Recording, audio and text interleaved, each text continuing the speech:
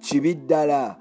Bobi Wine alagidde Bebe Cool asobole okuba nti ata omuwandiisi w'ennyimba amanyikiddwa nga Black Skin mangu ddala ng'agamba nti ate Manyi Talia bw'abanga yakwata oluyimba lw'omwana n'agaana okumusasula ate takozesa manyi kuba nti abba agende mu maaso n'okuba nti atereeza omwana olw'okuba nti ye akolera President Museveni tekitegeeza ate kunyaga bintu by'abantu balala ate n'abateeka mu makomera. Avudde n'amugamba nti Bebe swalako ebyo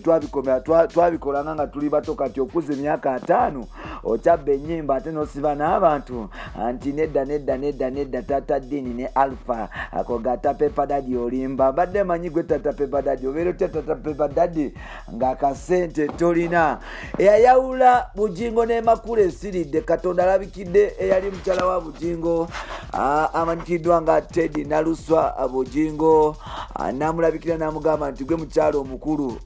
Susan Makula atabeeranko mukyala Bujingo era obufumbo bwawe si bwakuwangaala. Susan asatira Bujingo yeekaza akutuka yalese ipapula ya divorce omukyala abisayininge omukyala yabigaana from 2019 yagamba nti nze Katonda yangambye nti nze mukyala wo opaka kufa oba gwe opushinga oba bakwanjula ebyo tebinkwatako nze mukyala w'omunju tondetakaako kazoole nakatijo nze mukyala w'omutuufu. Bujingo akubye emmeeza amugambye nze namala emyaka 7 tompa ku nsolo kugisabula ate oyagamba mbu ate nze mukyala wange olwokuba walwala nze sibeera na mukyala yalwala biko ebyo bintu so bato ekyagenda mu maaso nga bwerina okuba nti tambula wolukuda style Sankalaman Ditacho Musansabazi Ditacha mutunulidde ng'agetta bannayuganda n'engamba Ditacha naye Ditacha ensi ekulaba Gidango Richard omwana w'embaala omugisa oyo Katonda akusaasire muganda wange. Ogamba otya Kadama ali ku kyeyo kutumiddeko omwana wa mama webale kuba nti ochapa Kadama wange webale kuba nti ochapa nkutumiddeko agenda maaso n'okuba nti ochapa muganda wange. Ensi yagala beekulira bajja kuyita Kadama nga gwolina ssente mu banka nga ye alyega Justin Sound Jerere nga talinamu yadde 10 bampitantambi Jimson Namarundi Kibweya Maxud Junior ngulwala omukisa guno kuba nti nkwaniriza ku mukutu gwaffe omugazi okumanyikiddwa nga Uganda mu Kamoli mpola genda mu maaso n'okuba nti osubscribe nga gwe omupya ate genda mu maaso n'okuba nti oteekako notification button osobola okuba nti ofuna amaki amawulire agatambula okuva mu ggwanga lyattu Uganda. Yes bwe twogerera eyayayulira Susan Makula esiridde anti nkugamba bino bya ddala si byakawaani bino bya ddala. Susan Makula bwe twogerera Teddy Naluswa Bujingo avudde n'agamba nti Mukama yamulabikidde era n'amukakasa era n'agenda mu maaso n'okuba nti akigomeza nti tageze okuba nti adivorcinga musajja mukulu amanyikiddwa nga Pastor Wilson Bujingo kubanga omukyala gwalina Just Kawani tebali bya ddala era nga omukyala ono avuddeyo n'awera nti forever agenda kubeera mukyala Bujingo. Waliwo akabadi akagenze mu maaso lekawuliddeko nti omuvubuka ono Pastor Bujingo omusajja munyalwanda ono yasobodde okuba nti introducinga mukyala bwe nga bateekateeka mbaga yagenda mu maaso n'okuba nti akaka omukyala divorce. Teddy n'agaana Bujingo agamba nti yamala emyaka 7 nga tasabula mukyala ono oluvannyuma lw'okuba nti yafuna ekikulukuta ate ng'omusajja yenna n'obufumbo bwonna omuntu wa wansi alina okuba nti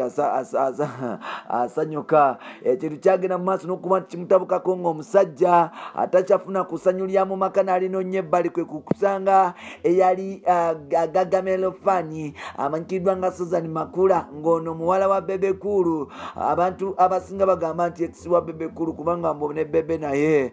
sikati tatera nnyo kuziyisa mpola agenda mu maaso n'okuba nti azikwatakwatamu nga bagamba ono yali mujjo wa Zuwena Bujingo n'asobola okuba nti amupasula be batandikawo Gagamelo family. Bujingo yasaba divorce omukyala n'agaana n'aleeta obusungu ono omusajja agaana okuba nti agenda n'okuba nti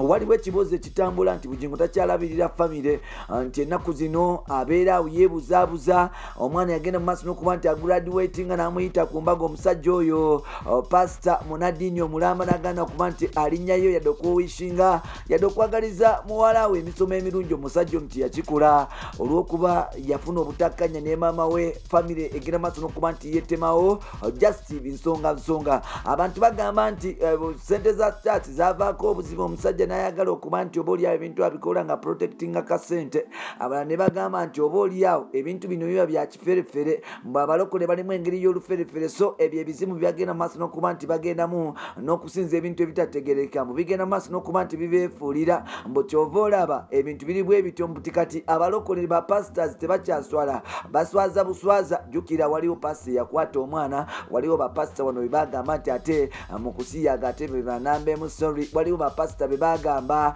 nti ate bafere waliwo pasita Mondo Mugisha bagenda maaso n'okuba nti bamulumiriza okufera omuntu $5,000,000 oba mmeka kwegamba sibitegeera kyokka nga ate nali mu bapasita newankubadde nga ate ne bamasheke bawulumiriza okuba nti batega bomu mpola ebyonsaaga so n'olwekyo byebyo bapasita tebakyaswala mu Uganda baswaza buswaza nzikiriza nsobola okuba nti nkujjawo nkutwale ewa musajja mukulu amanyikiddwa nga Bebe Cool. Bobi Wine avuddeyo n'agamba Bebe Cool nti naawe swalako emyaka gyo kati gikyuse okuswala Bebe Cool olina ssente okuze tuli basajja bakulu olekera okweyisa ng'omwana omuto oli ku myaka 5 oli mukulu wange naye ebintu byokola bigenda mu maaso n'okuba nti bitatanya brand y'okuleeta empolana mu baana bo n'okulaba nti oba oliawo ebintu byokola bikyali bya kifala ate nga biswaza nze buladiwo Bobi Wine abadde anyumyamu ne bataliyo private n'agamba nti Bebe Cool y'omu ku bavubuka bamanyi nti bakibulira nga Bebe Cool oyo abasinga gwe bagamba nti ali cool Bebe Cool is the toughest kubanga bw'asalawo ekintu aba akisazeewo Bobi Wine agamba nti Bebe Cool waliwo allegations yamulwiddemu nti waliwo writer w'oluyimba amanyikiddwa nga Jenvudo oluyimba ezimu ku nnyimba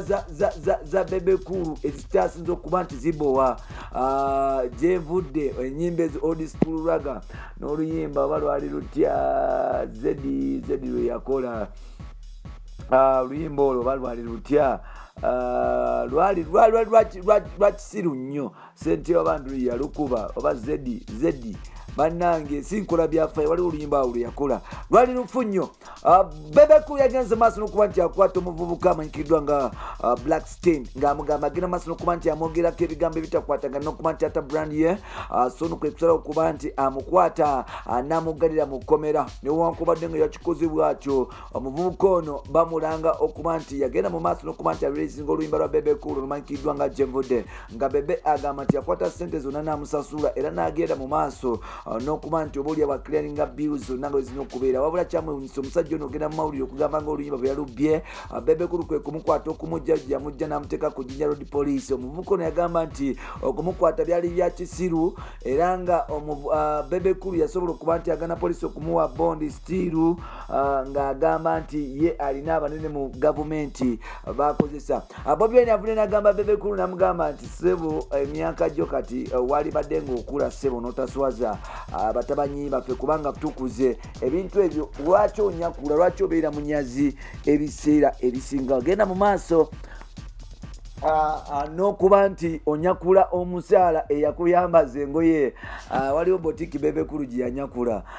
ejjukira battle of the champion waliwo oluyimba Bebe Cool yakola baluyita ndisabuti video eyo ndisabuti si papa yayambala nga bachina ng'akola ebintu bya kungufao Bebe Cool